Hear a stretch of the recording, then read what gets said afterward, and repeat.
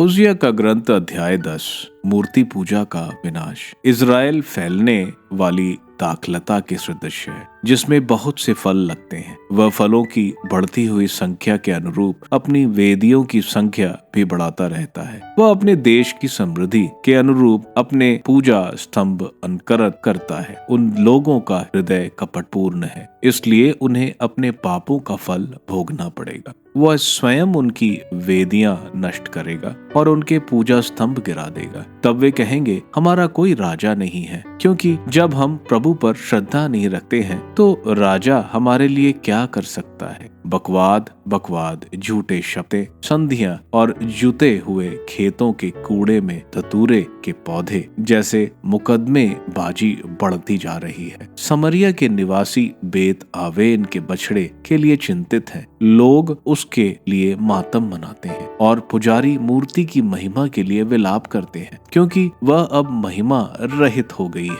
वह बड़े राजा का भेंट स्वरूप असूर ले जाएगी। एफ्रम को लज्जित होना पड़ेगा और इज़राइल को भी अपनी मूर्ति पूजा के कारण हताश होना पड़ेगा। समरिया का राजा पानी के फेन की तरह लुप्त हो गया है। आवेन के पहाड़ी पूजा स्थान नष्ट किए गए जहां इज़राइल पाप करता था। उनकी वेदियां पर कांटे और उष्ट कटारे उगेंगी। तब लोग पहाड़ों से कहने लगेंगे, हमें ढक लो, और पहाड़ियों से हम पर गिर पड़ो। इज़राइल गिबुआ के समय से ही तुम पाप करते चले आ रहे हो। वहां उन्होंने मुझसे विश्वासघात किया, तो गिबुआ में ही युद्ध उन्हें क्यों ना धर दबाएगा। मैं दुष्ट कर्मियों को दंड देने आ रहा हूं। राष्ट्र उनके विरुद्ध एकत्र हो जाएंगे। वह अपने महापाप के लिए उनको दंड देंगे। एफ्रम ऐसी निकाली हुई बछिया है जो दावने के लिए तैयार रहती है, किंतु अब तक मैं उसकी कोमल गर्दन पर जुआ नहीं रखा। अब तो मैं एफ्रेम पर जुआ रखूंगा ही। यूदा को हल जोतना